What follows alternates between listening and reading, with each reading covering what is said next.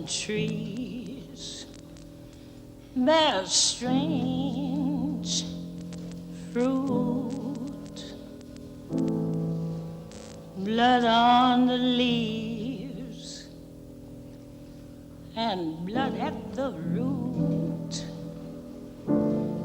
Black bodies swinging in the southern breeze. And Trustee Ugaste would like to have something to say. So we would like to again begin this meeting by letting everybody know that we are listening, and this does matter to us. As we stated previously, we understand anger, frustration, and grief that this incident has caused, and we wanted to provide you with the opportunity to speak in public commentary. I understand that the body-worn camera footage was shared with the Love family representatives and their attorney this afternoon as requested, and we continue to await the decision of the state's attorney's office. Each speaker this evening will be allotted time to address the board. Please direct your comments to the board as a whole and remain respectful to others. Expressions of support or disagreement are understandable, but threats, shouting, interruptions, or other conduct that disrupts the meeting does prevent others from being heard and interferes with the board's ability to conduct public business. Should this behavior be observed as it was in previous meetings, the board may elect to adjourn the meeting early. We want you all to have your opportunity to make your statement. We simply ask that it be done in a respectful and non-disruptive manner. Thank you. All right, I need a motion to approve the Board of Trustees regular meeting minutes from July 27th, 2020. And you have 5 minutes. You've been coming a month now, and there's been no result. Tomorrow will be 3 months since my sister was killed, and your inaction speaks volumes. So, in all due respect, I have nothing more to say to you all. I want to talk to all of you because this has been horrific, but to try to get through this without people that love and support us would have been even harder. Even more than that, to get through this knowing that there are people who don't know us and don't love us but know right from wrong, that's what means the world to us. So thank you, thank you, thank you. We appreciate your support. It is like cutting a wound open every other Monday night to come here. It hurts like nothing, well, at least until we saw footage today. It hurts, but this is a fight that we will continue to have, and I hope that you all will stay with us. I hope that you will bring others who know right from wrong and know what justice should look like. I hope that you all can find it in your hearts to fight so that no other family has to ever go through this, because this was so unnecessary. This was so unnecessary. So instead of begging and pleading to people who have closed down and shut off their hearts to us for whatever reason, because they could have made changes at this point, I'm talking to those of you who have more power than you think you know. Love is power. Love matters, and it is power. You put them in their places. They have these seats because of you. If you think they should keep these seats, we let them get away with this. I don't think they should keep these seats. What I saw today, you'd have to be not human at all whatsoever to let this person keep their job, keep getting paid, not be arrested for that heinous act. So because of that, these folks don't need that job. They don't need that job. They don't deserve our respect, but we give it anyway because that's how we are.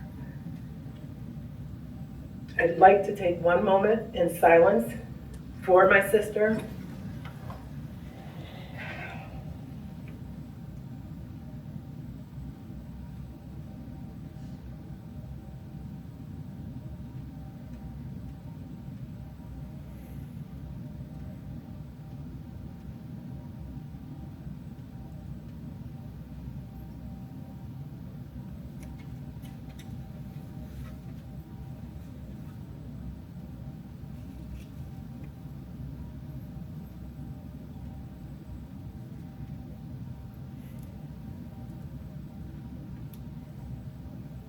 I appreciate that moment of silence to give her the dignity that was attempted to be taken away from her in her death.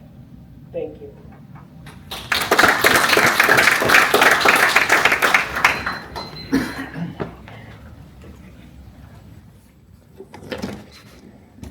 I'm back.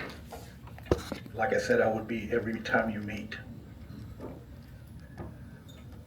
The video that we saw today was horrific. And you know that, you've seen it.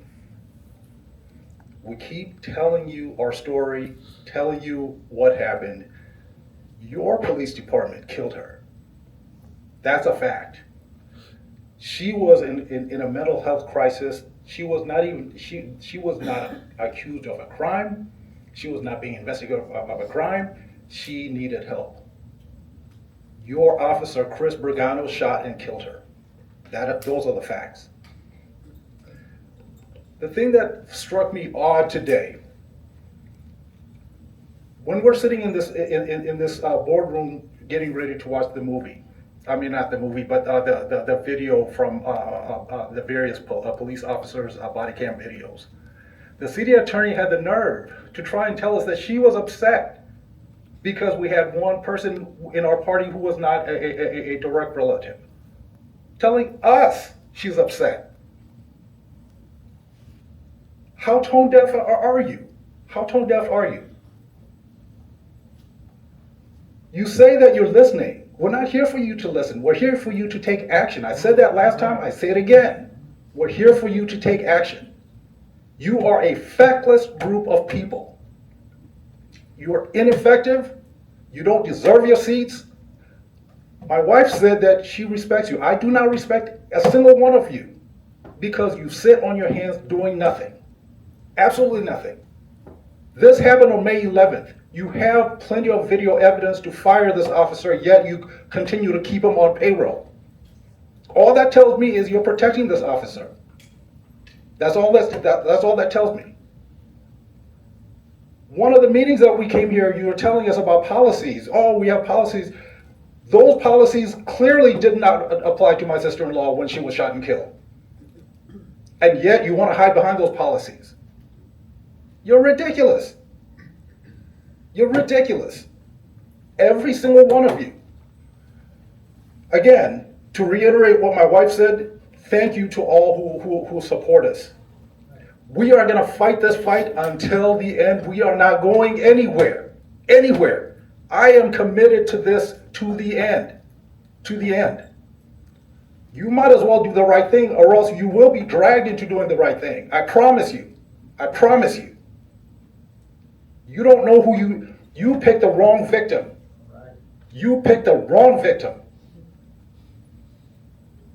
We might be crying, but you know what? You're galvanizing us into fighting against you because you are doing nothing about something that is egregiously wrong.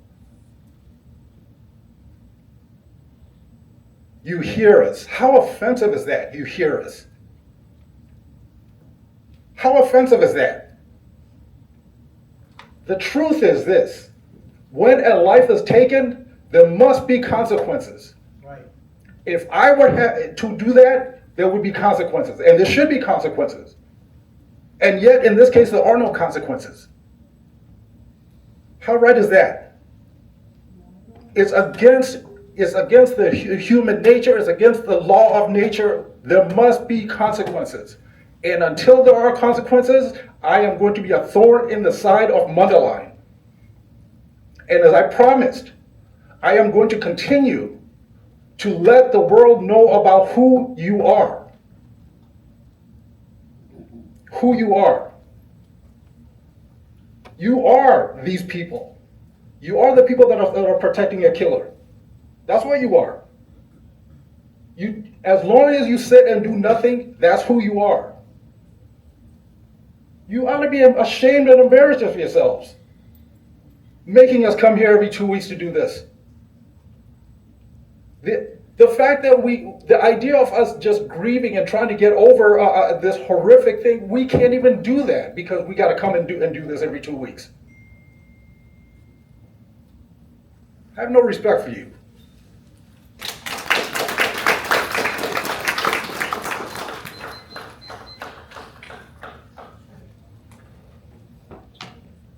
Hi, my name is Anna, and I'm here to represent Truth, Logic, and I'm here to expose the Mundelein village for their hypocrisy. You all and this community have a killer on the loose who killed 38-year-old Mary Alice Love, and no one here is saying anything or doing anything about it. Week after week, your inaction is also complicit to the crime. You all staying silent is your answer to all of this. There's a quote, and I hope you go to bed with it every night. I hope you go to bed with these exact words. Evil prevails when good men do nothing. Amen. Yes. And none of you guys are good because you've done nothing. The Lake County coroner declared that Mary Alice Love's death was a homicide. Right. But what have you done yet about it? Have you fired a murderer? Nope. He no longer gets the officer title because he is now a murderer. Have you arrested the murderer? Why haven't you arrested him? Because that blue wall is thicker than the life the murderer snuffed out. Facts.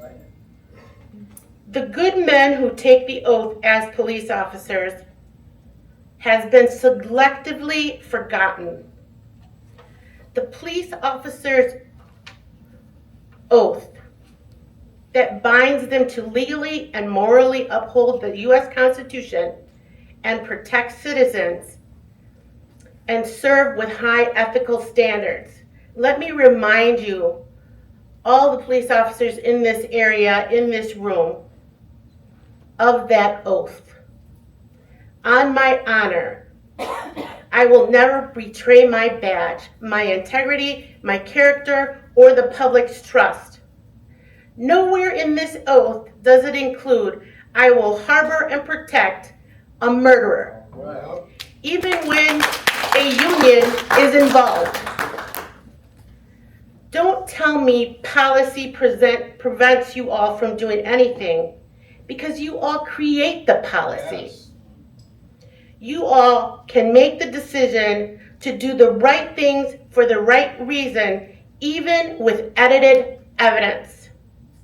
By the way, let me ask you, are any of you guys blind? Because there was no need to add a narration to that video. What was that purpose? We all saw that she wasn't a threat. She didn't have a knife raised. She wasn't even in the house. But you all hoping to steer your narrative is thinking it's going to help you. But we can all see.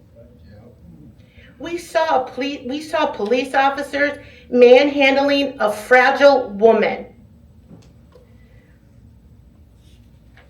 We all saw a murderer shoot Mary Alice Love not once, but 3 more times. The first bullet we know killed her, but the murderer shot again, again, and again, 3 more times. Just so you know we are intelligent, we know that murderer did not fear his life. He shot 3 more times because law enforcement is taught that you want one story, and it's not the victims. Why the edited version with a narration? We're not fooled. Let me ask you, why do you sit on this village board if you all don't have the fortitude to do what you are missioned to do? Mundelein's mission is to be good stewards of the resources you have. What does that even mean? Not sure if you all are playing dumb or plain stupid.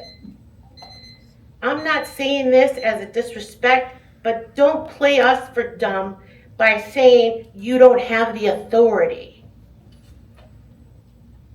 How do you all sleep at night, knowing that the killer, Mary Alice's murderer, is one of your own? You all had more to say about stores selling liquor to underage, violating laws and ordinance, than you do about a killer murdering and snuffing out a life. Let me tell you before I go, let me tell you about Mary Alice. Mary Alice was loved. You see this room? This is not even 1% of what showed up to her funeral. Right. So we're not going away. Logic would tell you, hey, proceed with the arrest and let the attorneys and the law figure it out. But you guys don't even have the courage to do that. No. She was a woman who cared about others, especially children, special needs children.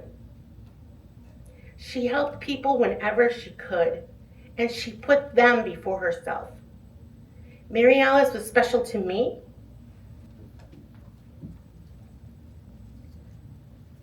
She took care of my autistic son while I struggled as a single mom, trying to finish college. She deserved her life.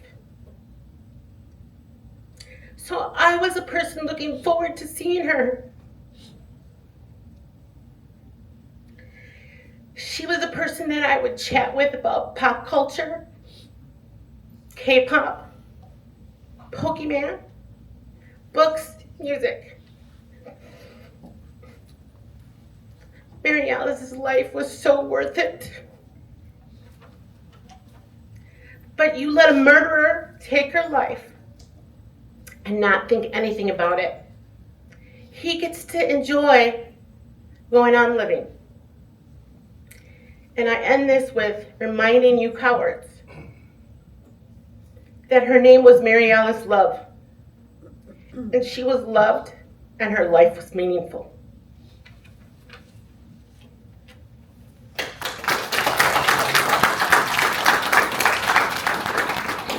Say her name! Mary Alice Love. My name is Johnny Love. I am Mary Alice's father. Say her name. Mary Alice Love. I want to also, like my daughter, my son-in-law, thank each and every one of you. This is not easy for us, and your help, your support makes it bearable, and we appreciate you. You don't have no idea.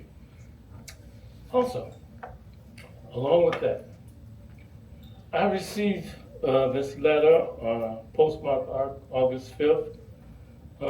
Someone reached out to me to tell me how they felt about Mary Alice Love. I'd like to read it.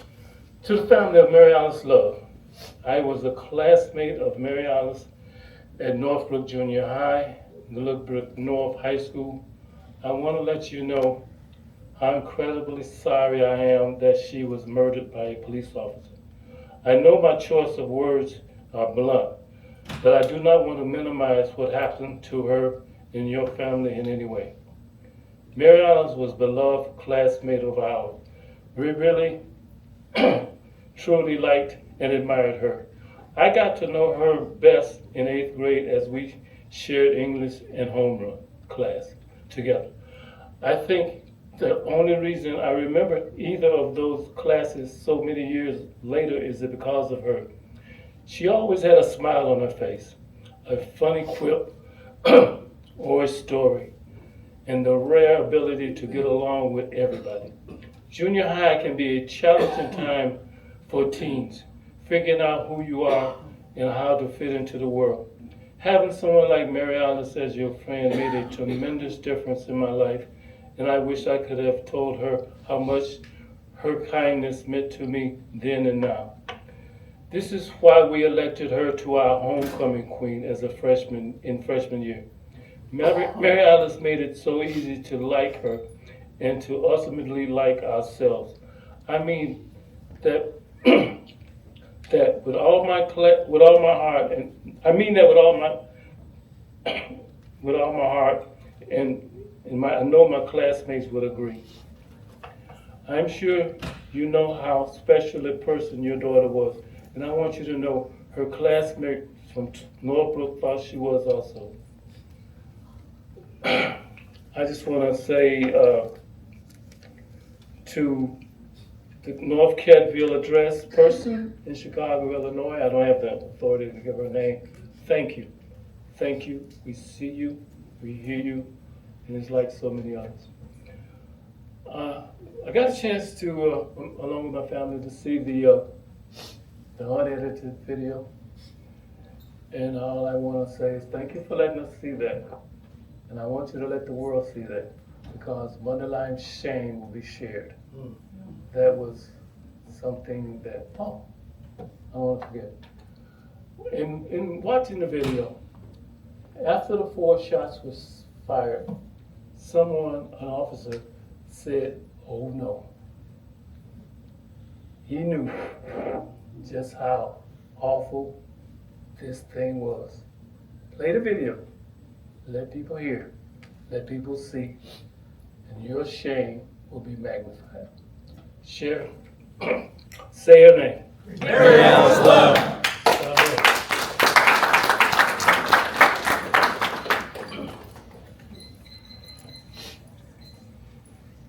Ready? Hi, I'm Johnny Love Jr., brother of Mary Alice. I apologize already because normally when I speak, I have something written, so I'm not losing my words, my thoughts. After seeing a brief video, as some of your colleagues will tell you, I stormed out frustrated, highly upset. New chief, I was informed that you were going to check on me. Thank you.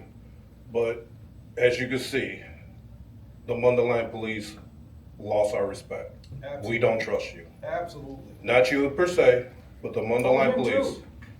He's new. Him I too. don't know him yet. We lost respect for the Mundelein police, and we're losing respect for you guys. I don't know if you all seen the video, but I know you've seen a good portion of it. And to see such an outrageous act and no action taken is insulting. It's insulting. I am a proud union member myself. I understand unions. I understand protocol. But I know if I screwed up bad enough, the state of Illinois will fire me. Why have you not acted? I don't know. But it's shameful. Yes. It's very shameful.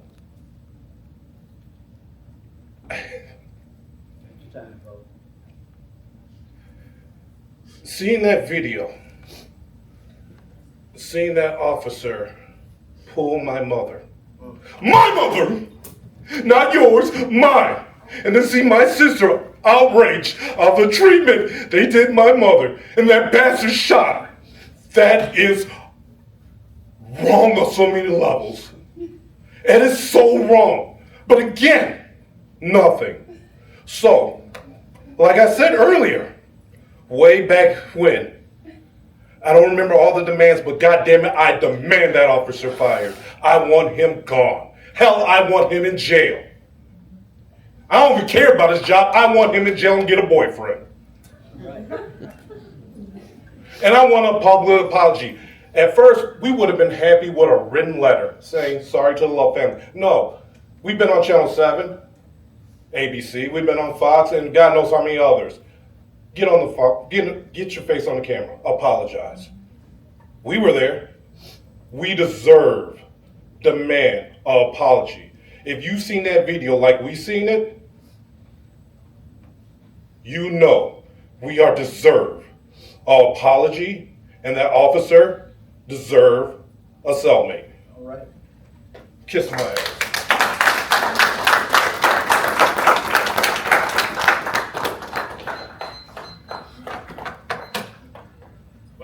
Marcus Curran. I've lived in Mundelein for 20 years. Mary Alice was my aunt and my first friend in life,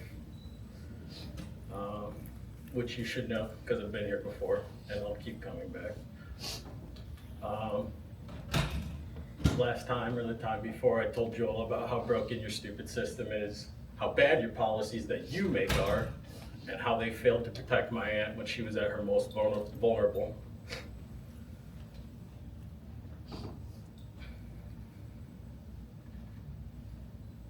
I don't want to be here. I don't want to talk to any of you people. And you should be ashamed that we have to tell you what's right. Repeatedly. Over and over again. You know what the right thing is, each and every one of you, clear as day.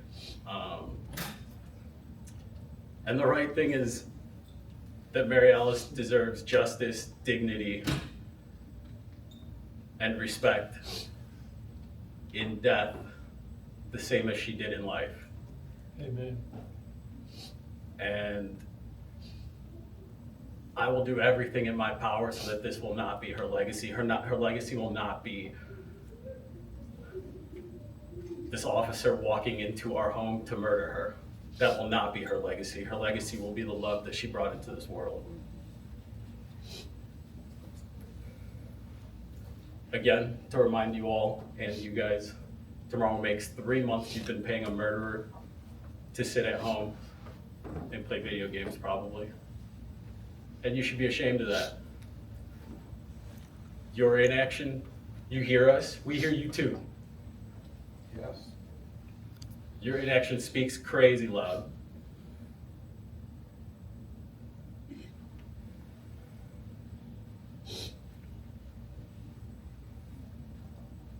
I want you all to be aware that I'm the kind of person who has hyperfixations. My newest goal is to make voter turnout the largest in Mundelein that it's been in years. You won't be sitting here anymore, and I'll make sure of it. Thank you. Say our name.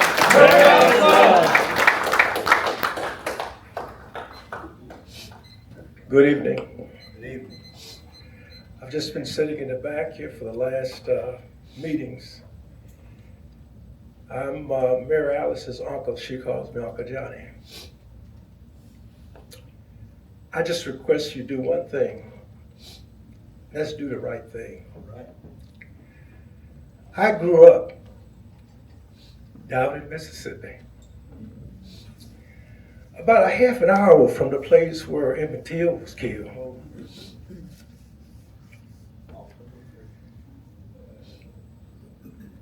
It was a horrific time. I grew up in the 50s and the 60s. That memory would stick in my head. There used to be a game that they used to play down there.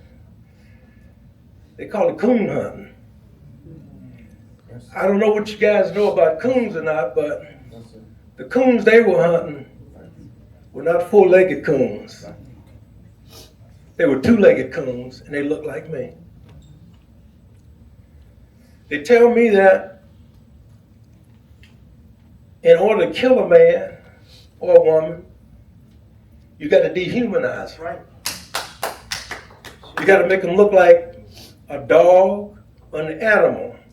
I didn't serve time over in Vietnam, but they tell me that they call them gooks over there. They weren't killing people, they was killing gooks. I come here tonight, again, just asking you to do the right thing. I don't know what was going through that officer's mind when he opens up 4 shots at my niece. I really don't know. I don't know what he saw as an animal, as a dog, or as an Nigger. I don't know what he saw, but he certainly didn't see the heart of a young lady, which is my niece. He didn't see the caring person that Mary Alice Love was. And I'm disappointed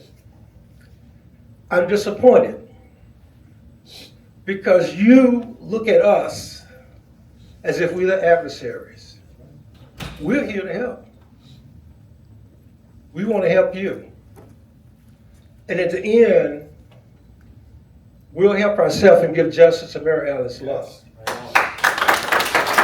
All I ask you to do is repeat her name, Mary Alice Love. Mary Alice Love. Mary Alice Love. Mary Alice Love. She deserves more. She was not an animal. She's not trash on the road. She's not a person that didn't look like people in Mundelein. But maybe that officer saw her as that, as someone that did not deserve to be in Mundelein.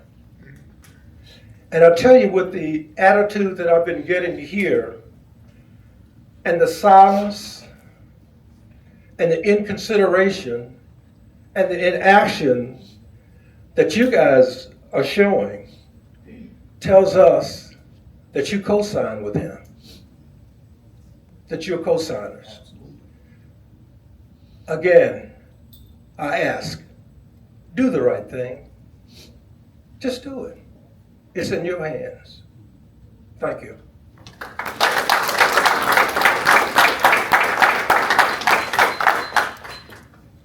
Good evening.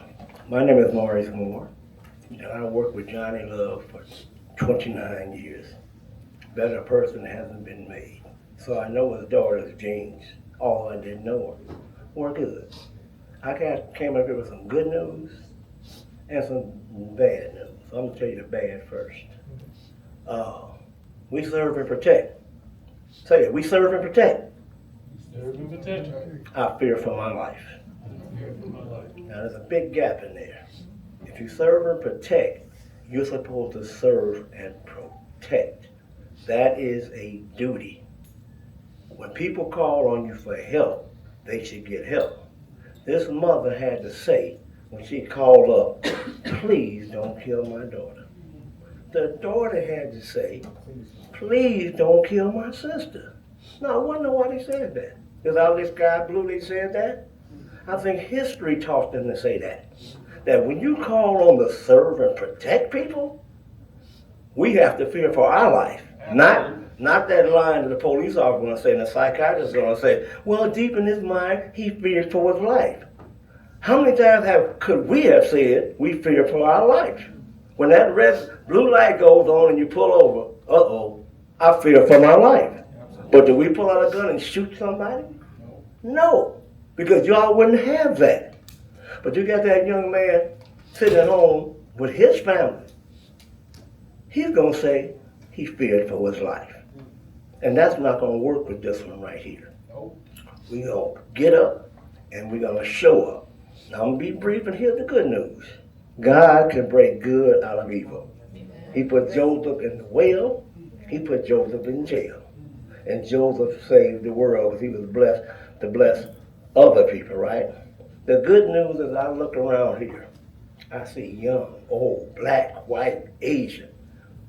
And God has brought them together for righteousness. So there's one thing we're going to make sure that Mary Alice's life is not in vain, is this is going to work right here. We're going to show you that when he said a beast, you look at us as beasts. You wouldn't shoot a dog down like that. But when you have in your image that they have portrayed to you that we're not human, yes, you can shoot us. And you kill. But guess what? We're going to get up and we're going to show out. And this is not going to go on. Mary Alice will not be villainized. That's not going to go on. Because you can wait till the winter time. We going to come out in the winter time. You know, summertime you don't want to do nothing because you figure we're going to come out. But we don't care if it's 10 below. We are going to stand up and show out. Say her name. Mary Alice Love.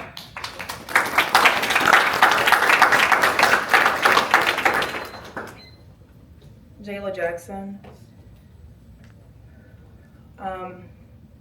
Even when there's a life that's been taken from us, somehow we're still supposed to make you all feel comfortable with our uncomfortableness. Our family member was literally murdered. I watched the footage today, all 8 clips. I heard the gunshot fire 8 to 10 times. I am 20 years old. I couldn't imagine guns flying over my head if I was in a house like my grandmother was. That's reckless, that's ridiculous, and that's unequitable. That should not happen at all. You all criticize the way we comment. You all criticize the way we grieve. How can we please you all? We can't. You all should be trying to please us. You all should have been did this 3 months ago. But we're still here because you all don't care.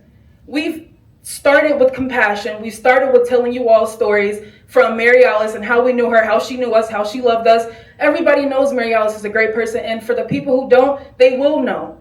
But the problem here is we shouldn't have to convince you all that a nice person didn't deserve to be murdered. You all have literally seen the footage yourselves. If you didn't, go watch it again 8 times. See how much PTSD, see how much sleep you'll lose, see how nervous you'll be standing up here trying to fight for your family. If you all had to be back here, I will hope that you will fight just as hard as me and my family is. I don't want to be here. I don't want to see any of you all, but I will show up every single minute when I have to. Because that's how hard I fight for my family. That's how hard I fight for Mary Alice Love. And the other people's lives that are at risk with a murderer on the loose. Even the people who were on the side with the officer who murdered my cousin. All of them should be fired. Justice for Mary Alice Love. Mary Alice Love.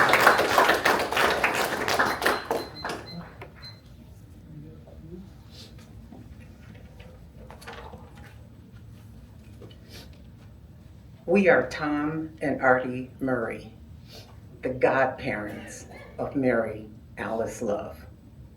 We've known this young woman from before she was born, when she was prayed for.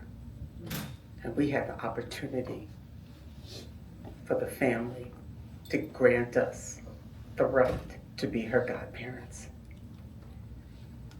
I'm sure you are all aware that the Lake County's coroner's inquest ruled that Mary Alice Love's death was a homicide.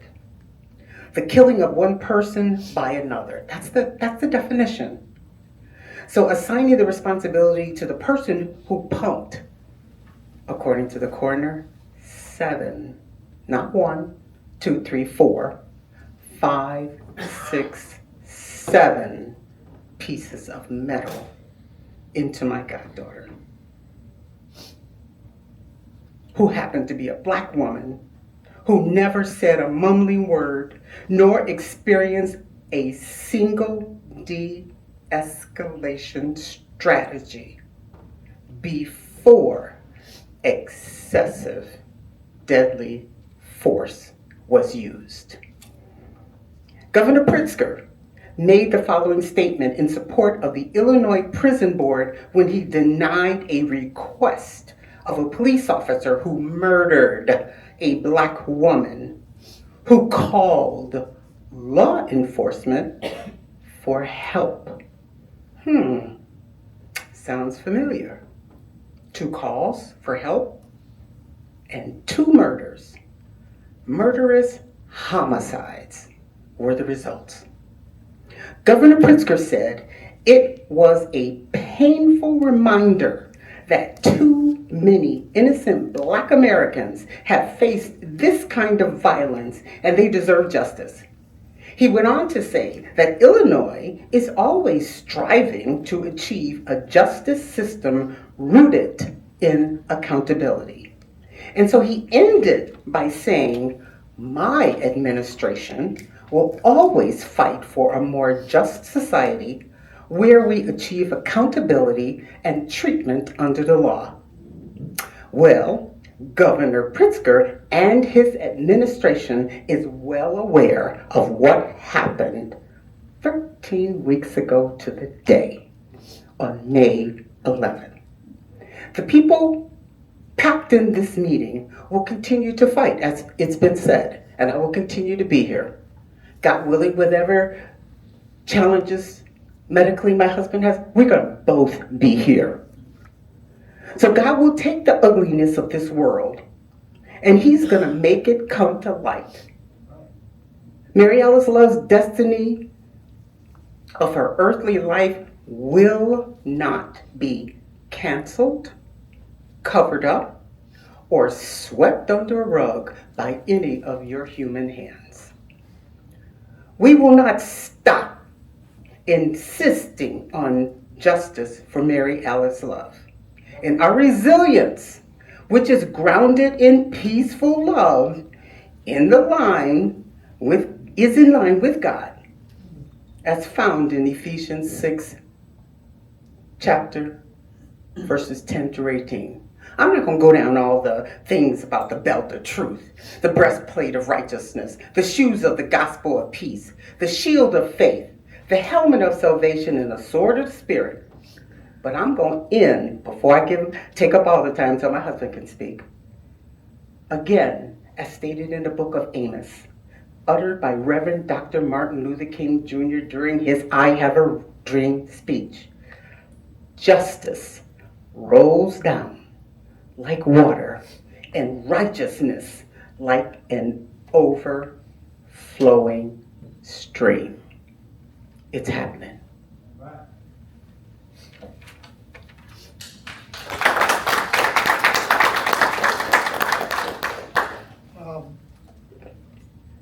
I have so much respect and admiration for the Loves and the Richardsons. We've been friends. Artie and I have been married 50 years. Mary Alice is our goddaughter. And I want to go off on another tangent. This is so horrific. It's so horrific. It's more than I thought. For 27 years, I was employed by the State of Illinois Department of Corrections as a parole agent in Chicago. We had to go to Julian State Police firing range twice a year to qualify. And I carried a firearm, concealed and carry, for 27 years. And our superintendent said, if you ever shoot anybody, you'll be suspended. And, you know, I watched things happen over the years in the city, in public housing. I carried a .38 concealed and 2 speed loaders. And my coworker said, Murray, when you go into a courtyard building, put your piece in your pocket. Does anybody know what a courtyard building is in Chicago? Yes, sir. I remember once, and I had an attorney's card. I had an attorney he was on call. He said, if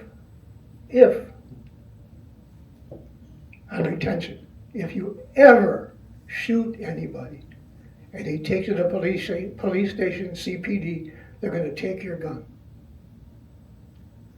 Do not talk to anybody.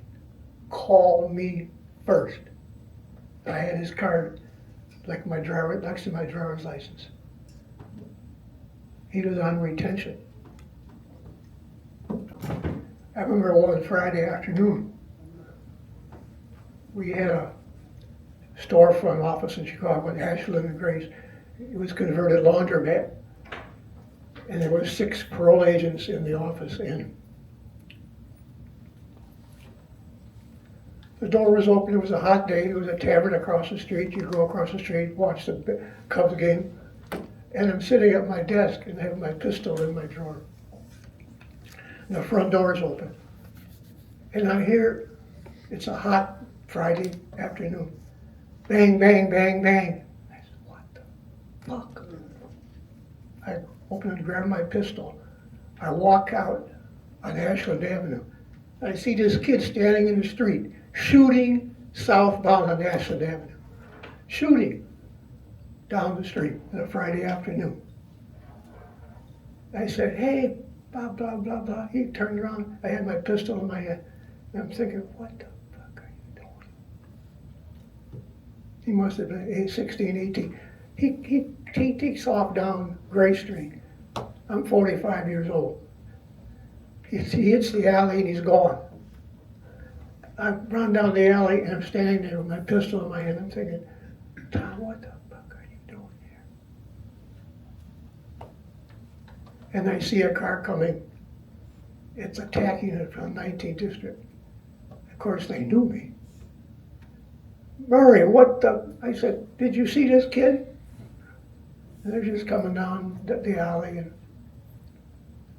so I went back in the office and went across the street to the tavern and had a beer. But you know, when you pull your weapon,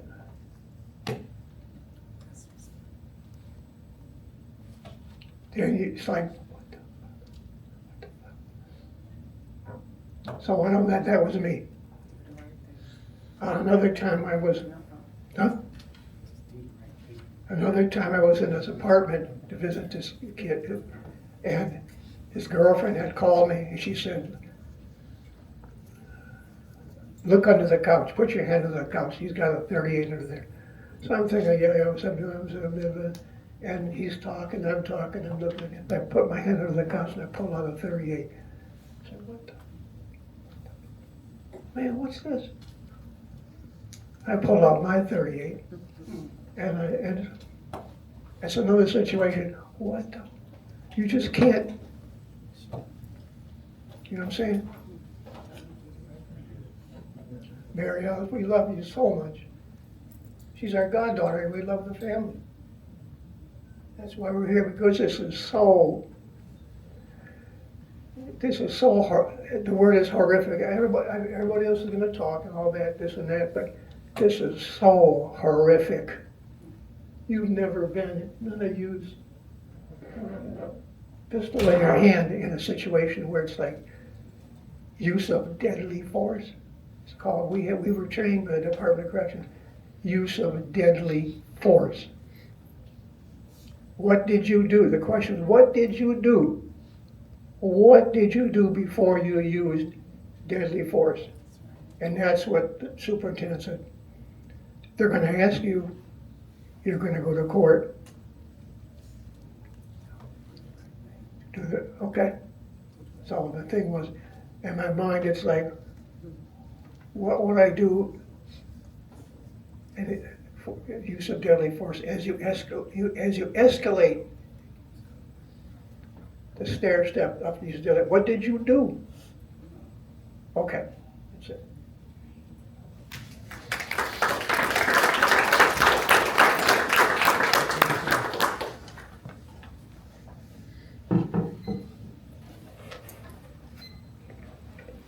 My name is Alyssa. I'm a Mundelein resident. A coroner's inquest has ruled Mary Alice Love's death a homicide, something we already knew, but now it's official. I wonder if that changes anything for this board, because nothing else has.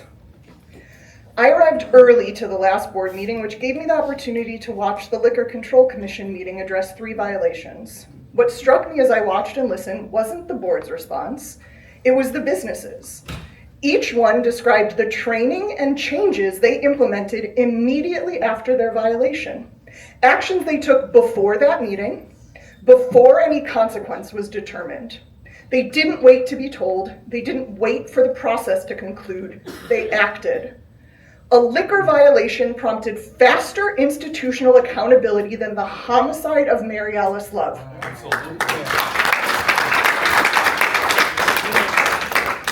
Do you want us holding the police department to a lower standard than liquor stores? At this point, I know what the response from this board and the mayor will be, that they need to wait until the conclusion of the independent investigation before taking action. But at the last meeting, I heard the Love family's attorney make something clear that I looked up and want to reiterate now to make sure you've heard it. Taking remedial action cannot be used against the village or the police department in future legal proceedings.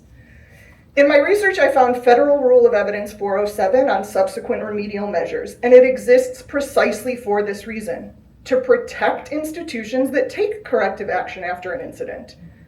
Training your officers, revising your use of force policies, expanding mental health crisis response. None of that can impact the investigation or future proceedings. Your repeated excuse holds no water. So let me be specific about what acting can and should look like. Commit publicly to a co-responder mental health crisis program.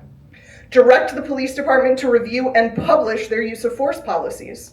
Provide a public timeline for the investigation and update it regularly. Review the training that failed to change the outcome for Mary Alice Love and put the department through new and additional training. These are not radical demands. They are remedial actions and the law protects you for taking them. The liquor stores figured out what they needed to do to remediate in less than a month. You have had over 3. While you drag your feet, we will continue to hold them to the fire.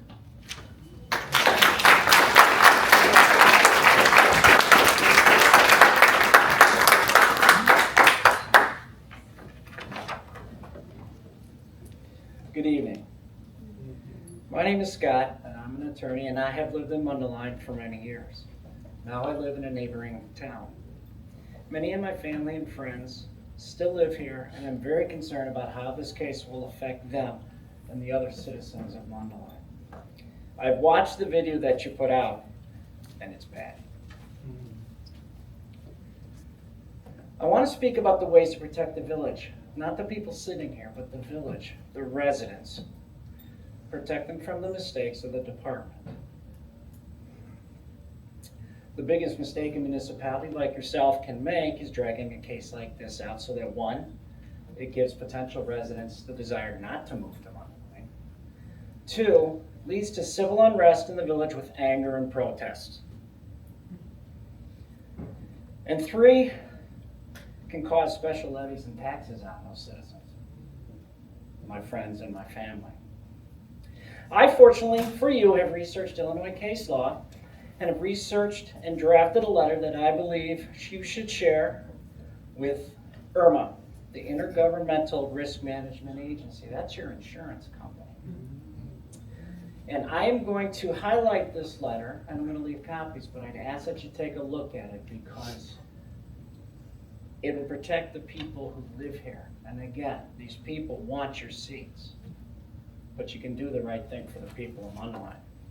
It's a letter to address to IRMA. It should be signed by the local village attorney, and it should say, "We represent the village of Mundelein in connection with the claims arising from the police-involved shooting and death of Mary Alice Love.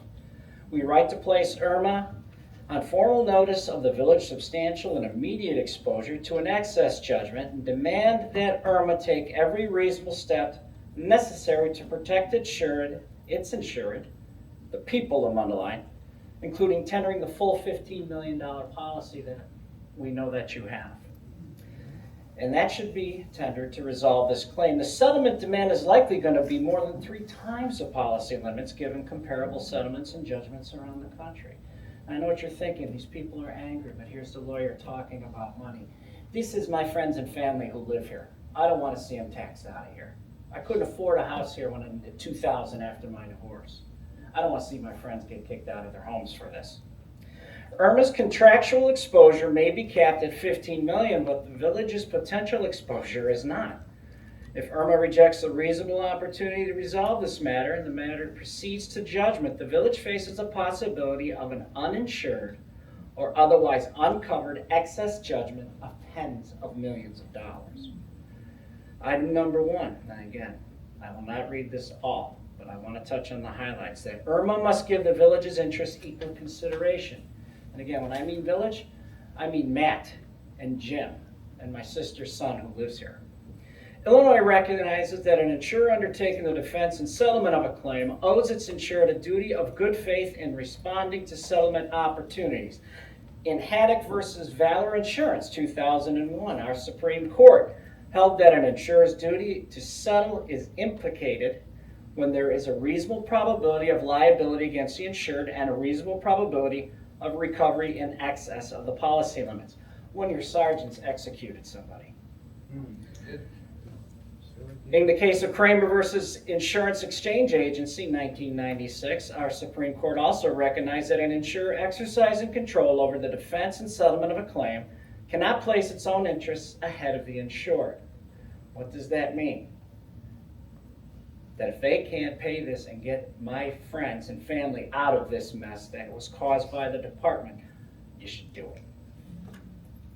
The Illinois Supreme Court's reasoning is especially significant here.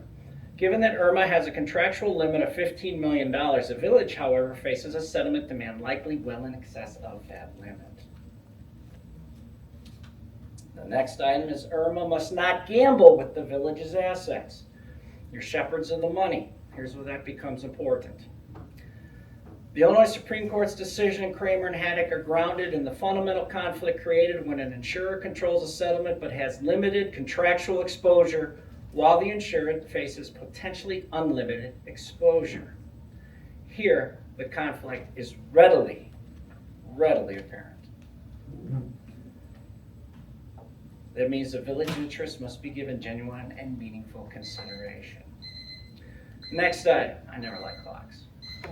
Tender of the $15 million policy limits is warranted, meaning that in light of the potential severity of the underlying claims, again the execution of Mary Alice Love, the fatal nature of the incident and the potential for a judgment substantially exceeding the applicable policy limits, the village hereby demands that IRMA immediately tender the full $15 million in available policy limits toward resolution of the claim so that the village will be in a position to negotiate an amicable resolution. Next item is notice of the village's excess judgment rights. I am coming to the close. The village expressly places IRMA on notice that it considers the potential for an excess judgment to be substantial, and the village should also reserve its right under the law to the extent applicable, including remedies arising from unreasonable and I hated this word as a kid, vexatious conduct in the handling of the claim, which means you get hit for more than 15, you can sue them, but now you're embroiled in years of litigation. And somebody is paying that check. Nothing in this letter constitutes an admission by the village. We'll put that in everything. And a demand for written confirmation, meaning we want IRMA that given the magnitude of the settlement demand and the village's potential exposure, IRMA is requested to provide a written response within 5 business days confirming, 1, that IRMA recognizes the applicable policy coverage of $15 million. 2, whether IRMA will tender the full $15 million toward resolution. 3, whether IRMA has received a demand in excess of policy limits. 4, IRMA's current evaluation of liability and damages. 5, the amount of settlement authority currently available. Next, what specific steps IRMA intends to take to protect the village from an excess judgment. Again, those are the people of this town. You're the stewards of their money, you gotta protect them. And lastly, whether IRMA will agree to participate immediately in mediation or other settlement efforts. Get rid of this thing. The village expects IRMA to approach this matter with urgency required by the circumstances. It's all business and lawyer-like, but you've got some decisions to make, and everybody here is screaming for you to do the right thing. This would probably be a step in the right direction.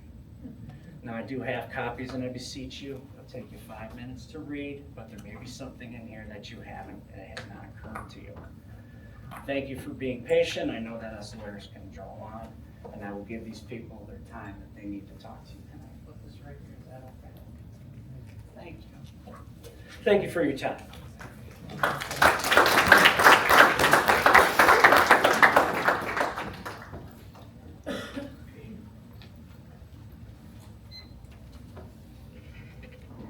Hello, good evening. My name is Julian Ruiz.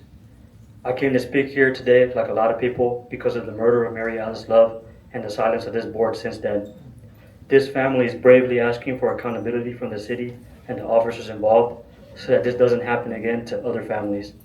They deserve to be heard and to have their just demands met and not have to relive that day over and over again by coming here. This is part of a pattern of police violence against the black community, people who are going through mental health crises, and other oppressed groups. This year, Ricardo De La Fuente was killed in Waukegan. Brent Butchholz was killed last year in Highland Park. All times the police said they were having a mental health crisis.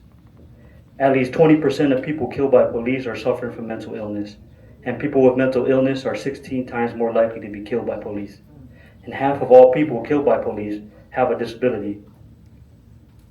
The refusal to fire or press charges against the responsible officers makes it clear that the Mundelein city officials do not serve the people. Instead of investing in resources for community programs and mental health, Mundelein is investing in paying salaries of killer cops, in hiding and manipulating the footage in a disgusting attempt to blame Mariana's love for her own murder, in hiring lawyers to protect yourselves and only yourselves. It seems like the city of Mundelein is more interested in protecting their own interests and the same racist, violent system of policing that killed Mariana's love, Marcellus Trinetta, and so many others. But it has always been the people, not city officials and prosecutors, who have won justice against killer cops. In Aurora, Colorado, the community fought and won the conviction of Randy Rodema for the murder of Elijah McClain, and it was a movement of thousands all over the country that won the conviction of Derek Chauvin for the murder of George Floyd. In Waukegan, Dante Salinas got fired and is being charged with the murder of Marcellus Trinetta after the community fought for it. And people in Madison right now are going through that same struggle for Corey Ruiz. This community has that same powerful spirit to get justice for Mariana's love.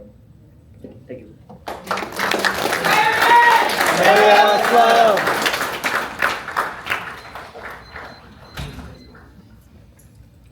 Good evening. My name is Anjanette Young, and I come here tonight as a guest of the family who have invited me, and I live in Chicago, Illinois. Many of you may know of my story. In 2019, the police department wrongly raided my home. Again, another black woman not being seen by the officers who entered her home. Well, I stand here tonight to tell you three things. I want to tell you who I am. I want to tell you what it is that I do, and I'm going to tell you how you can fix this.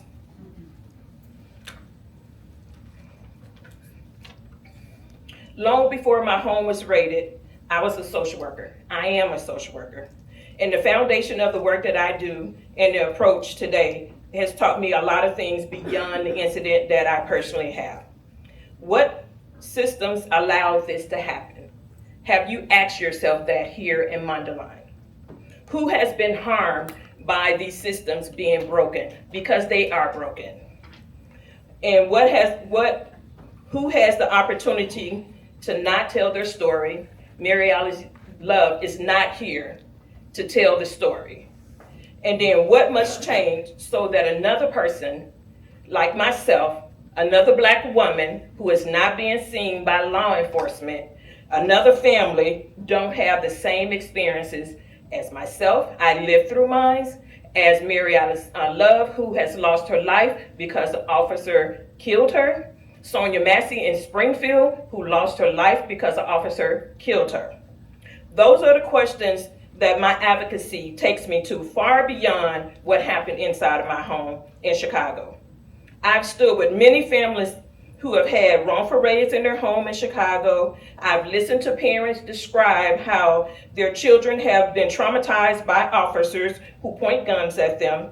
I've heard from families who have felt powerless because the cameras weren't there, or because they didn't have money to hire the right attorneys, or they didn't reach a public platform like I have, or they don't have access to the right things to get them the help they need. My advocacy also has taken me all across this country. And so I'm here to tell you guys that people are watching. Mundelein is watching, Chicago is watching, the state of Illinois is watching, Washington, D.C. is watching what you guys do with this case. I have worked alongside the Institute of Justice in D.C. for protecting constitutional rights for individuals. I have stood with the Sonia Massey family in Springfield while they demand accountability and legislative reform that the governor has passed on this. And I continue to advocate for anyone, especially black women, who have had experiences with law enforcement and then find themselves either unalive or living with trauma like myself because police officers don't see us. We are invisible to the police. They come into our homes and they act as if we are not human. They act as if we don't deserve respect and dignity, and they don't see us, and they act as if the only option they have is to pull their guns and shoot and kill us. I refused to allow my name to be defined by what happened to me. And that is the very reason why I'm here tonight, and the reason why I travel around the country speaking up for other people, other Black women who don't have the right or did not live through their experience. If you have not heard my story, just think about Breonna Taylor. My story was exactly like hers, except I lived through it, and that's because of the grace of God. He gave me a mission and a purpose, and that was the reason I lived through that experience. So here tonight, we're demanding justice for Mary Alice Love, and I'm going to tell you exactly how you can do that. Springfield has set the precedent. So you can stop saying that you cannot take this guy off work. You can stop saying that you cannot arrest him or charge him. Any attorney in here, and I'm not an attorney, any attorney in here knows that once a case has been tried and there is a result, then that sets the precedent for the next incident. This incident of Miss Mary Alice calling for police to help her in a mental health crisis is the exact same incident that happened to Sonia Massey. So if they can arrest Sean Grayson in Springfield and charge him and sentence him to 20 years and then refuse to let him out when he asks for medical compassion, you can do the same right here in Mundelein.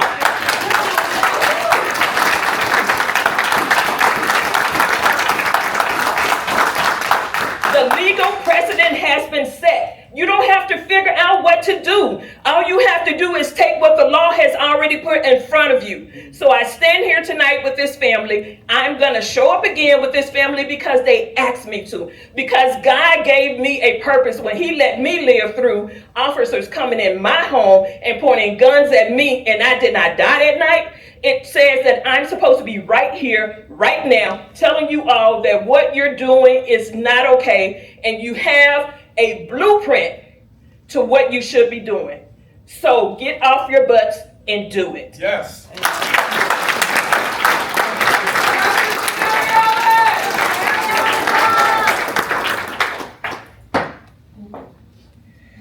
My name is Eileen Diamond, and I'm so blessed to be Jeffrey Love's friend. Something, stop, just a moment. No more chanting, please.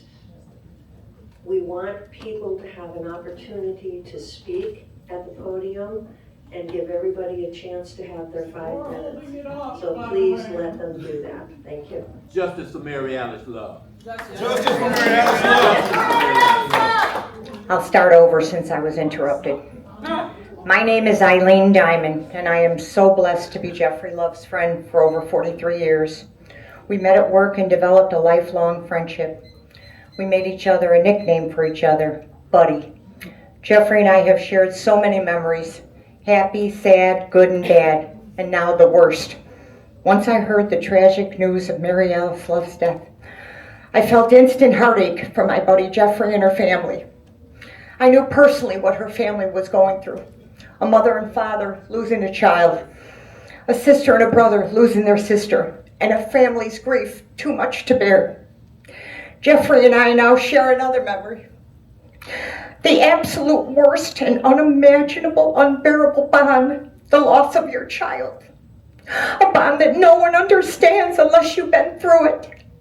You probably have experienced family loss, a spouse, a parent, a sibling, and yes, those losses are great.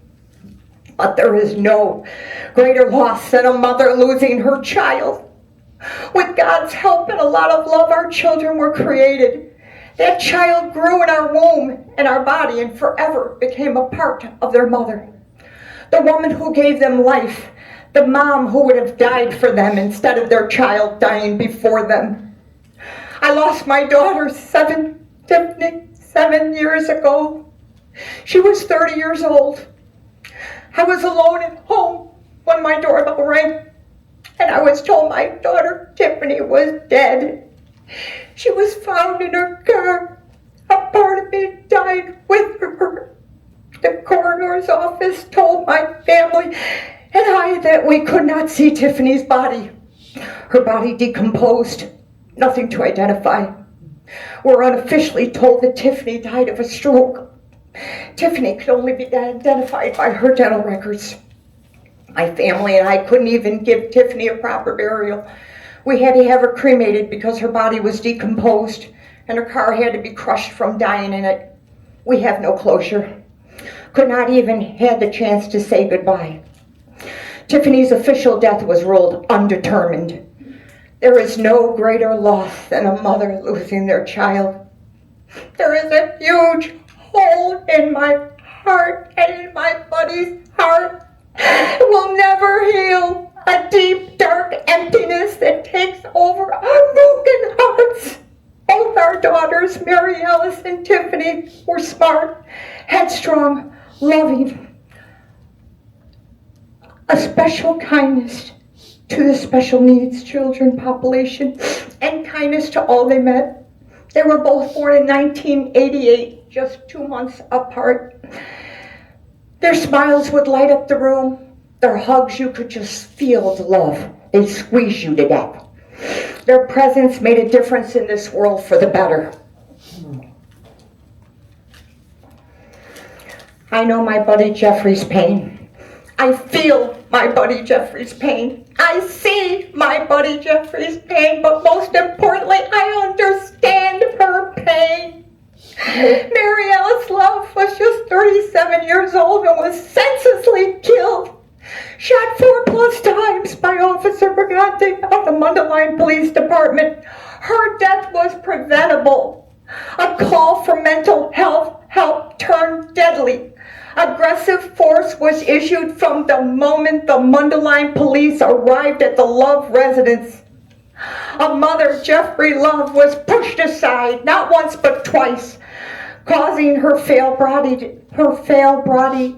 to fall to the ground, and watched her baby, her daughter Mary Alice Love, who was not even given any warnings, shot 4+ times, killed in front of her by Sergeant Brigante. It is gut-wrenching to me, especially being a mother.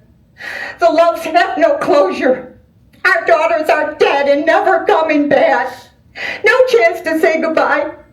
The Lake County Coroner's Office has ruled Mary Alice's Love death a homicide, and we all know who did it. Yes. Officer Sergeant Brigante. Mayor Meier, Mundelein's village trustees, and board members. Each one of you can help ease the pain of Mary Alice's Love family by using your voices together. Stop rewarding bad behavior. Listen to your community and your nation. Terminate Officer Brigante's paid leave. Terminate him as a Mundelein police officer. Create a new task force for mental health crisis. Show us that the village of Mundelein will not tolerate using unjustified deadly force from any police officer or any employee at the village of Mundelein. Get your integrity back. Let in liberty and justice for Mary Alice Love. There is no doubt in my mind that Officer Sergeant Brigante will be made to pay for this horrific crime he committed. There will be justice. Justice for Mary Alice Love.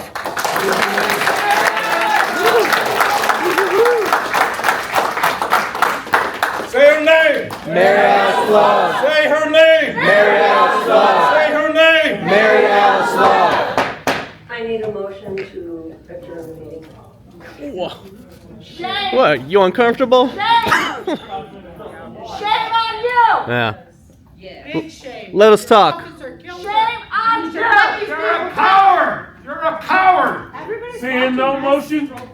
Everybody's seeing this. Who wants to put their name on this? Free There's the Open Meetings Act. You guys gotta follow it. speech. Shame on you! Coward! We'll remember. You'll be crucified at the polls, every single one of you. Every single one of you will be crucified at the polls. Do the right thing. I've been a public sector union for going on 5 years. If I killed someone on company time and 3 months later my boss still hasn't had a statement of it, there's no way in hell that would fly where I'm from. This is your shop now, Chief. Your name's on the door. Do the right thing. How do you want to be remembered? Look out at those luxury apartment buildings. Very nice construction, very, very expensive. Look at the demographic who can afford those. It's a pretty narrow subset. Young, liberal, college educated, they're not gonna vote for any of this bullshit. Read the tea leaves, excuse my language. And for all what you say about not litigating this in the court of public opinion, the last speaker last time reminded us the moment you released a video that wasn't the full video that had commentary on it, you filed the first suit in the court of public opinion. So throw that excuse out. Thank you.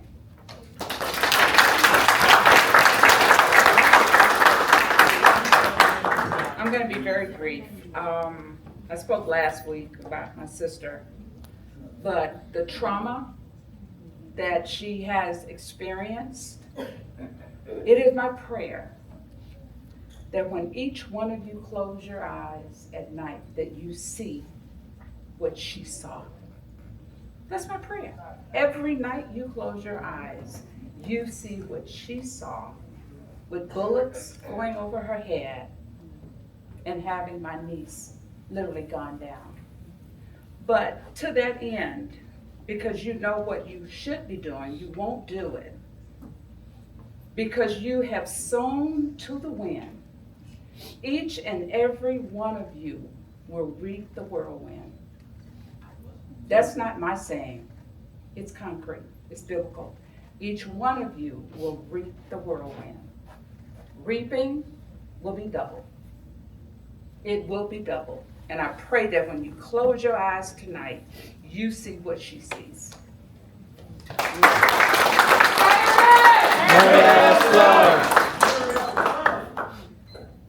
My name is Trinetta Pinckney. I was not going to speak. This is not my favorite thing to do. But I am a resident of Mundelein.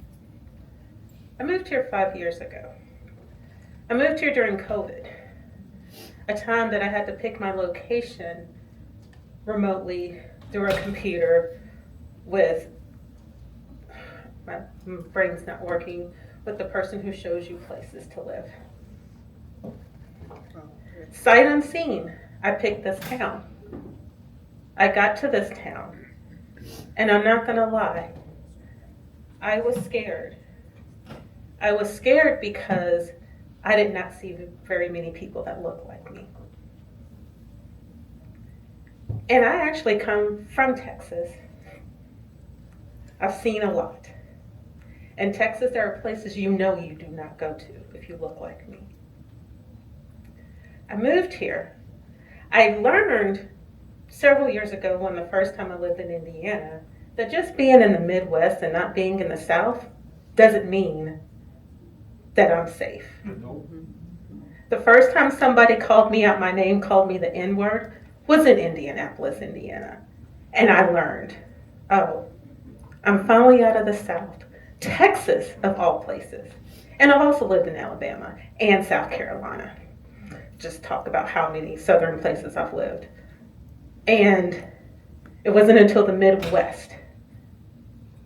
As I stated, I am a resident of Mundelein. I felt unsafe. The first farmer's market I went to, I walked that farmer's market so fast because I don't see anybody that looks like me, and I don't know if I'm safe. The next time I went, I actually saw a vendor that looked like me. And he confirmed, yeah, there's not very many of us, but you know you'll be okay. And then Bet joined where I worked. We became co-workers. Just by chance we're talking. Wait a minute, we're neighbors. Oh my goodness. Bet introduced me to her entire family. Their entire family took me in. They've taken me in on Christmases when I couldn't get out of town because the whole airport froze over and everything else and I couldn't get home. And they went out last minute, bought me gifts. This is the type of family that we are dealing with. I know people see us and think, oh, the color of our skin means we are a certain demographic or we act a certain way. No. Actually, half the people that are in this family have more couth than probably most of you in this room while sitting up there. This family took me in including Mary Alice. She didn't know me. She was nice to me. She would talk to me. She would, as people say, she would give you the shirt off her back. I no longer feel, so I started here not feeling safe. The family that made me feel safe was the Love family. Because why would they live here so long if Mundelein was not a safe place for a single Black female that I am? Has to be safe. Why? Why would they raise their family here? Not only I am sandwiched between their mother, father, and Bet's family. That gave me so much comfort because again, they would not be here this deep if Mundelein was not safe. Mundelein is not safe. I don't feel comfortable calling the cops. And I'm probably gonna let y'all know where I live. I can't remember which year it was, but a couple of years ago, there was a house that was raided by the FBI because my neighbors were selling rifle scopes to Russia. I got FBI, everything, undercover cars. I'm trying to go to work in the morning. I open up the garage and I'm just like rifles all in my yard. They went into my neighbor's house, and I know it's not the Mundelein Police Department, but this is the FBI special agents, all this stuff, and the amount of people that were out there with fire guns and AK-47s, whatever they're called. They went in that house and didn't shoot anyone. But I also will tell you, when my garage door went up and I saw that, I freaked out. I called my dad. My dad freaked out because me as a Black person, seeing that many guns in my front yard and not knowing why they were there, I was like, am I about to get shot? When I backed out my driveway, I asked them, is it okay if I leave? They looked at me like, why are you worried? Why am I not worried? I'm Black and y'all got a whole bunch of guns. But they made it seem like I was being paranoid. When Mary Alice got shot for no reason at all, Mundelein proved to me I am not safe here, and my original concerns when I moved here was valid, and that day when I had all those guns in my front yard.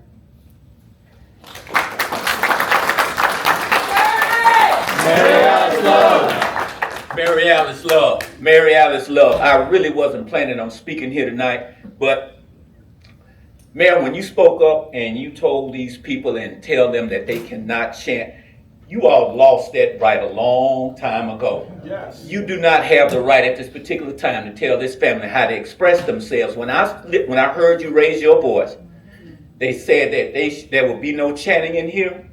I didn't see you as a person, but I saw yourself as a power you allowing yourself to be represented by. What we got going on here is so much deeper than the flesh that I look at in each one of you. And you all have to really ask yourself the question, what power am I going to allow myself to be represented by? Because when these people chant right now, what I see the voices of good through God that's trying to talk to some evil forces here. Yeah. So I've been doing this work because this is so much spirit. This is where the rubber meets the road between spiritual warfare. Darkness versus light. Good versus evil. You guys got to ask yourself, what are you going to allow yourself to be represented by when the good, then the forces of good here is being represented. So we won't allow you to shut that voice down, Mayor. Say her name. Mary Alice Love. Say her name. Mary Alice Love. That's the voices of the good of the people, and that's represented by God. Ask yourselves what you want to represent here, and what do you want at the end of the day. This is not really about the police. Instrumentally, it is. But throughout this country, the forces of evil have come through the police officers too many times. And when the voices of good speak, you cannot, and we will not allow you to shut that down. You need to hear this. Say your name. Mary Alice Love. Mary Alice Love.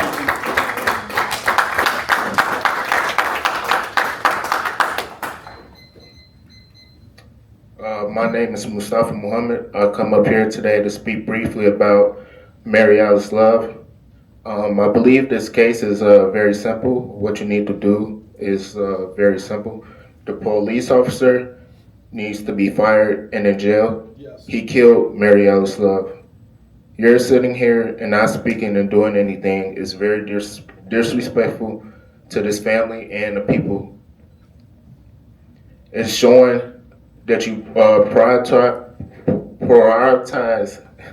Not only is this not doing the right thing, it's the only thing that should be done. There's no other option. Why do you feel comfortable letting a man kill and roam free? You are sitting up here protecting him. Yes. Thank you. All right.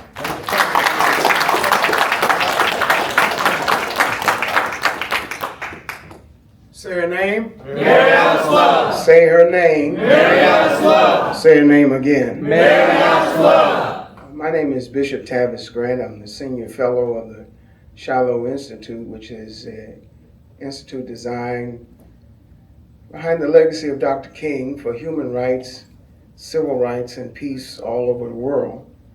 This family invited me and gave me the assignment of being their spokesperson. Their pastor, Pastor Morgan, is here. They're a family of faith. What you heard tonight are citizens and people, even as far as Chicago with Anjanette Young, sharing their sentiment and the pain that this family feels. I was with them this afternoon and saw some of the most horrific images, most particularly the 2 minutes that led to the shooting and killing of Mary Alice Love. If any of you have seen it, it will stick with you for life. His name is Stefan Watts. In 2012, his mother called me personally. He too was having a mental health crisis and was autistic. About 16 years old. His family had nobody to turn to. Called the Calumet Police Department. They came in just like the Mundelein Police Department. Came in under the cloak of help, but as police officers. They went to the basement where Stefan was. That was his safe place. The officer alleges that Stefan reached to assault him, and he shot Stefan Watts point blank in the heart. While his father stood in between them. He saw his son murdered like Jeffrey Love saw her daughter murdered in the exact same fashion. It led to Governor Pritzker and the Illinois Black Caucus fighting for legislation to stop what happened to Stefan Watts not happening to Mary Alice Love. And it happened to Mary Alice Love. I heard 8 minutes of a 911 call where a mother is pleading with the dispatcher, saying to the dispatcher, I don't want my daughter hurt. I don't want my daughter killed. I don't want anything to happen. And over again, in those 8 minutes, that dispatcher all but gives a guarantee and an assurance, nothing is going to happen to your daughter. Another 911 call from Mary Alice's sister, who says specifically on the call that Mary Alice is bipolar. And given the same assurance, nothing's going to happen to your sister. I saw 2 minutes, 6 minutes, 8 minutes, where this woman invited the police into her home and said to them one more time, I don't want anything, I don't want my daughter to be hurt. And 2 minutes later, her daughter is dead. You can hear on the video several officers who were in shock at hearing the 4 shots. We fought for 2 years for Laquan McDonald, 16 shots. Mary Alice was killed with 4 shots. Now, this is the last time we're going to come to a meeting like this because silence gives consent. I got into this work as a young seminary student because my father was a Texarkana, Arkansas sharecropper. This family is from Mississippi. My family is from Arkansas, sharecroppers. My father was a student at Tennessee State University. He had an opportunity to march with Dr. King. And they entered a little place where they were having a civil disobedience sit-in. And the white patron said to my father and the other students, along with the county sheriff, if you allow us to put cigarettes out on your back, we won't arrest you, we'll let you go. My father said, arrest me. I'll go to jail with Dr. King. When Anjanette Young tells you that people around the country are watching, they're not just watching, they're mobilizing. In just a few weeks, we'll march in Washington. In just a few weeks, we'll march in Washington. And after we march in Washington, we're going to march in Mundelein. Yes. Because Mary Alice Love deserves justice. Absolutely. By the end of this week, I will deliver to each and every one of you, at a minimum, 100 faith leaders. Letters from 100 faith leaders at a minimum who are asking you to do what is your moral obligation, which is to immediately take action, administratively separate yourself from this officer and terminate him immediately without exception.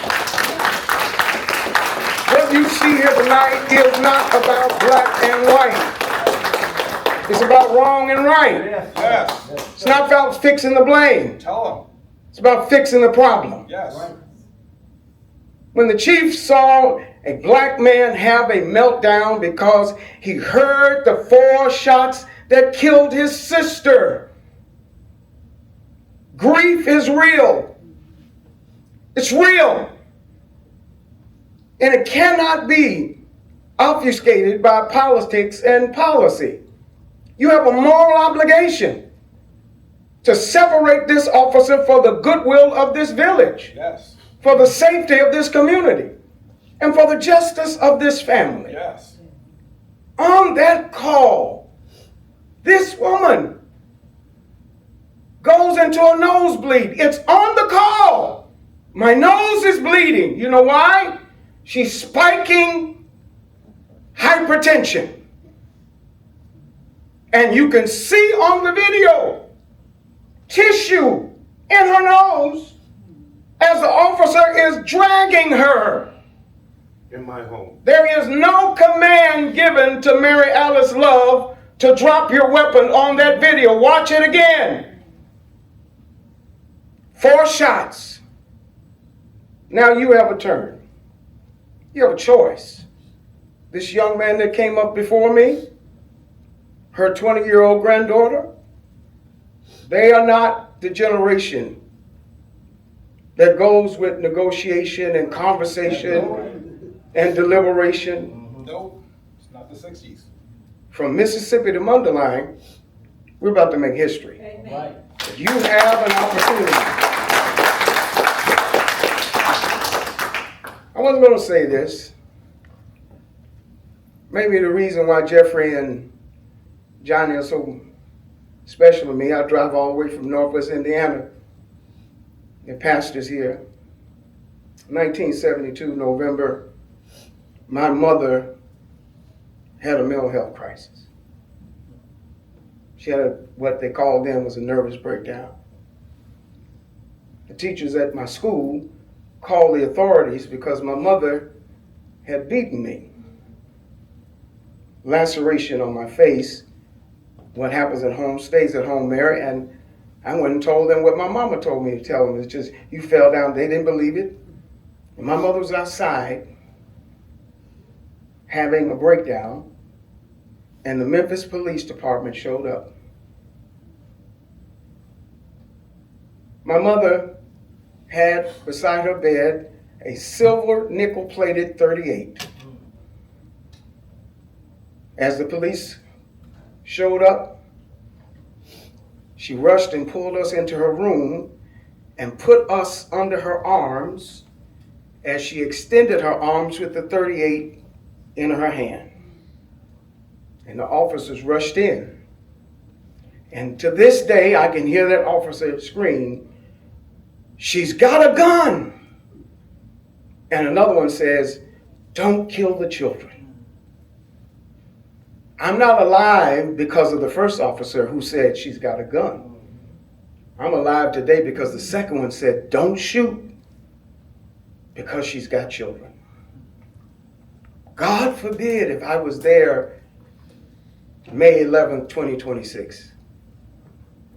Because this officer was reckless. Yes. Reckless disregard for not just Mary Alice, her mother. In our home. Yes. In her home. So we are ready to do more than have this conversation. You have an obligation for the goodwill of this village. There are some men out there with that badge and that uniform that you represent, sir, and they're probably pretty good men who suit up every day and want to get back home the same way they left.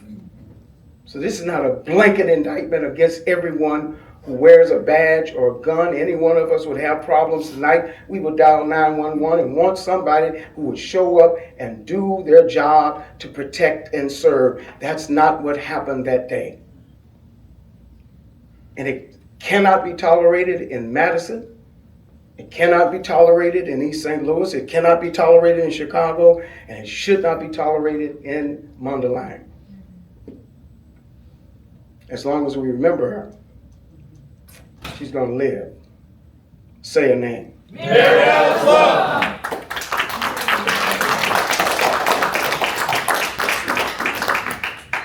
I'm attorney Kevin O'Connor. I have the privilege of representing the Love family.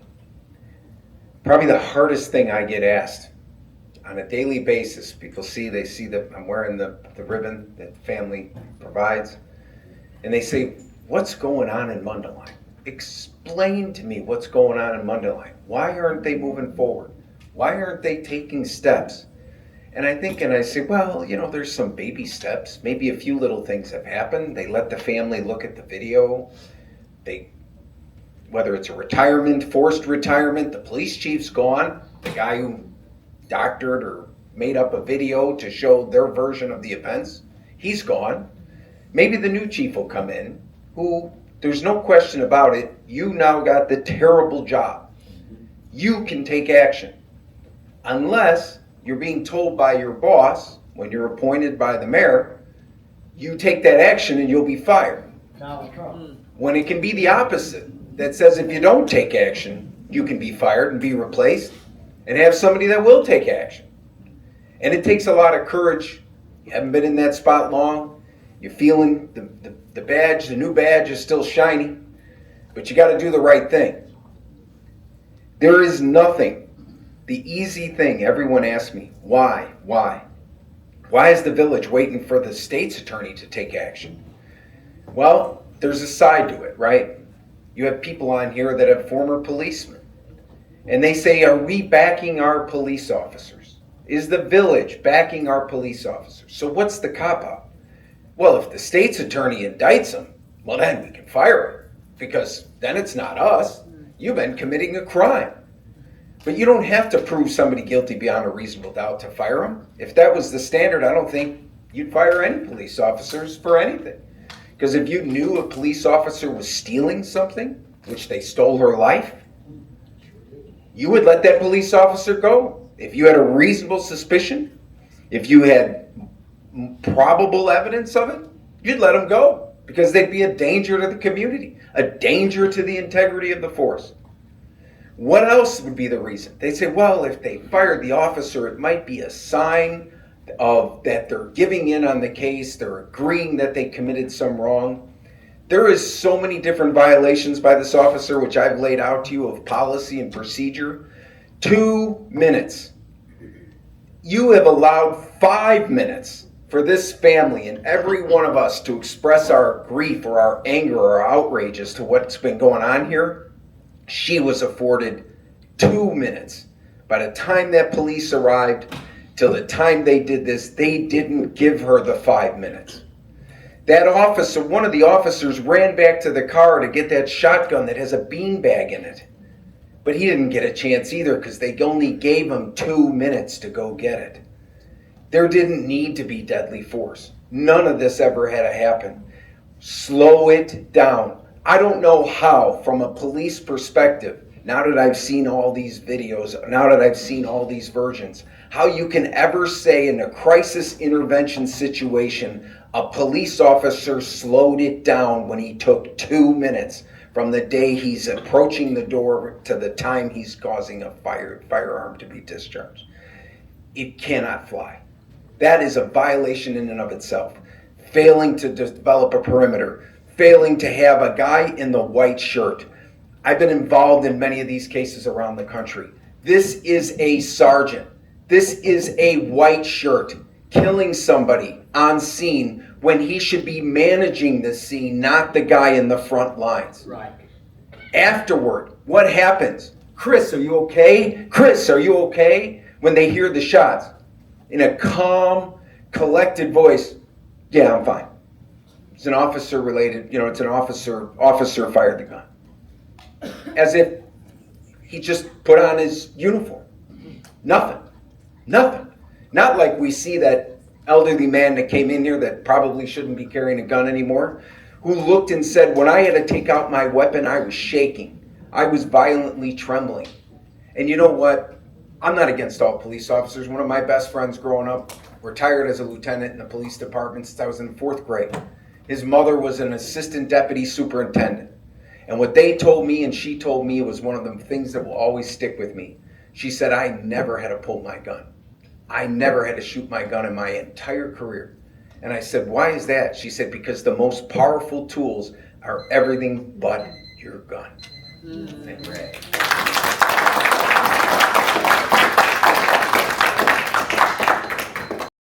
Strange fruit hanging from the poplar trees.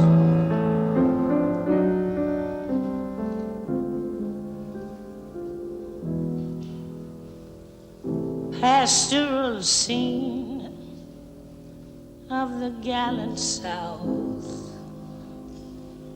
the bulging eyes and the twisted mouth.